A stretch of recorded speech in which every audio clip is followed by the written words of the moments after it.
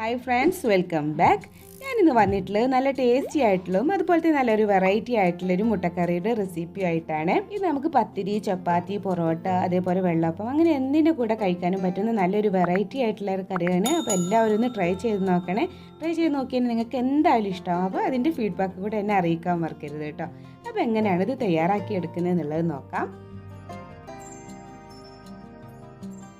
അപ്പോൾ അതാ നമുക്കിത് ഉണ്ടാക്കിയെടുക്കാൻ വേണ്ടിയിട്ട് ഞാൻ സ്റ്റൗവിൽ ഒരു പാൻ വെച്ചിട്ട് ചൂടാക്കി എടുത്തിട്ടുണ്ട്. അതിലേക്ക് ഇതാ ഒരു 3 ടീസ്പൂണോളം വെളിച്ചെണ്ണ ഇട്ട് ഒഴിച്ച് കൊടുക്കുന്നത്. അതൊന്ന് ചൂടായി വരുമ്പോൾ അതിലേക്ക് നമുക്ക് ഇതാ ഒരു 5 കോഴിമുട്ട ഒന്ന് പുഴുങ്ങി എടുത്തിട്ടുണ്ട് കേട്ടോ.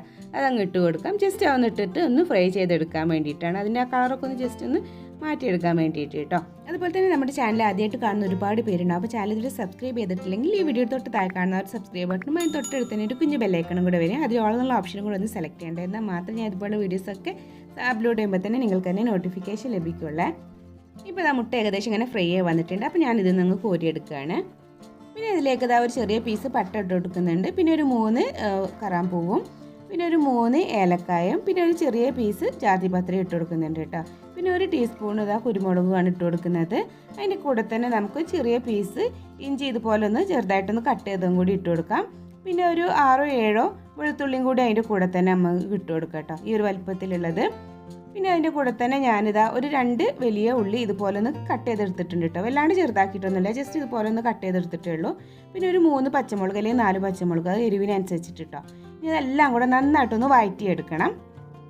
അതൊന്ന് വഴന്ന് വരുന്നതോട് കൂടിയിട്ട് നമുക്ക് അതിലേക്ക് ഇതാ ഒരു മീഡിയം സൈസിലുള്ള 3 തക്കാളി ഞാൻ ഇതുപോലെ ഒന്ന് കട്ട് ചെയ്തെടുത്തിട്ടുണ്ട്, അത് ഇട്ട് കൊടുക്കുന്നുണ്ട്. അതിൻ്റെ കൂടെ തന്നെ ഞാനിതാ ഒരു തേങ്ങയുടെ പകുതി ഒന്ന് ഇതുപോലെ നീളത്തിൽ കട്ട് ചെയ്തെടുത്തിട്ടുണ്ട്, അത് ഇട്ട് കൊടുക്കുന്നുണ്ട്. പകുതി മതി കേട്ടോ. പിന്നെ ഒരു 2 ടേബിൾ സ്പൂണോളം കടല വറുത്തതാണ് അതിൻ്റെ കൂടെ ഇട്ട് കൊടുക്കുന്നത്.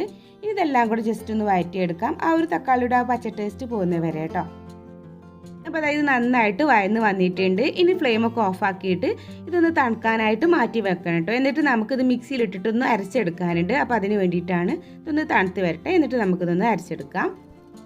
അപ്പോൾ ഇത് നന്നായിട്ട് തണുത്ത് വന്നിട്ടുണ്ട് കേട്ടോ. അപ്പോൾ ഞാനിത് മിക്സിയുടെ ജാറിലേക്ക് ഇട്ട് കൊടുക്കുകയാണ്. പിന്നെ ഇതിലേക്ക് ഞാനിതാ ഒരു 2 ടീസ്പൂണോളം പുതിനയുടെ ഇലയും, പിന്നെ ഒരു പിടി മല്ലിച്ചപ്പ് കേട്ടോ. മല്ലിച്ചപ്പാണ് കൂടുതൽ വേണ്ടത്.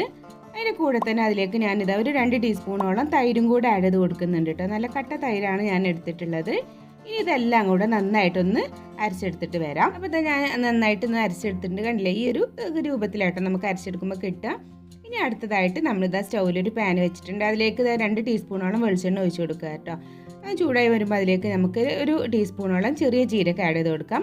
അതിൻ്റെ കൂടെ തന്നെ 2 വറ്റൽമുളക് ഞാനൊന്ന് ചെറുതായിട്ട് കട്ട് ചെയ്തെടുത്തിട്ടുണ്ട്, അതും കൂടി ഇട്ട് കൊടുക്കുന്നുണ്ട്.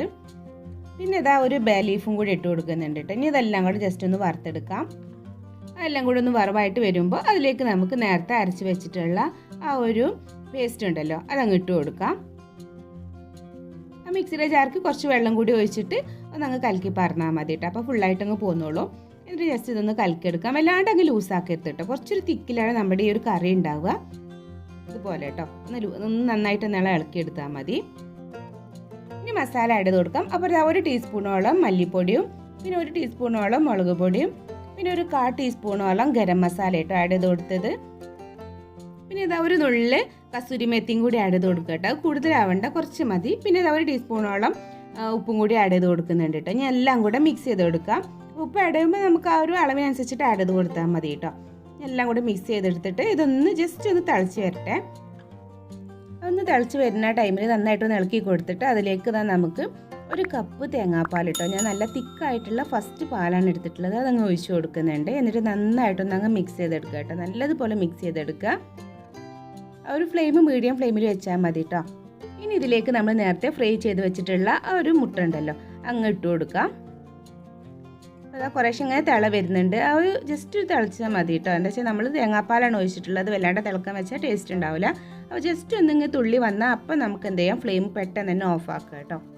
അപ്പോൾ ആ കറി ഇങ്ങനെ ജസ്റ്റ് ഒന്ന് തുള്ളി വന്നിട്ടുണ്ട്. അപ്പോൾ ഞാൻ ഫ്ലെയിമൊക്കെ ഓഫ് ചെയ്തിട്ട് നന്നായിട്ടൊന്ന് മിക്സ് ചെയ്ത് കൊടുക്കുക കേട്ടോ. അപ്പോൾ അതാ നമ്മുടെ ടേസ്റ്റി ആയിട്ടുള്ള മുട്ടക്കറി റെഡി ആയിട്ടുണ്ട്. ഒരു വെറൈറ്റി ആയിട്ടുള്ളതും എന്നാൽ നല്ല ടേസ്റ്റി ആയിട്ടുള്ളൊരു കറി കേട്ടോ. നമുക്ക് പത്തിരിക്കും ചപ്പാത്തിക്കും പൊറോട്ടയ്ക്കും എല്ലാത്തേക്കും പറ്റിക്കുന്ന നല്ല അടിപൊളി ടേസ്റ്റുള്ള ഒരു മുട്ടക്കറിയാണ്.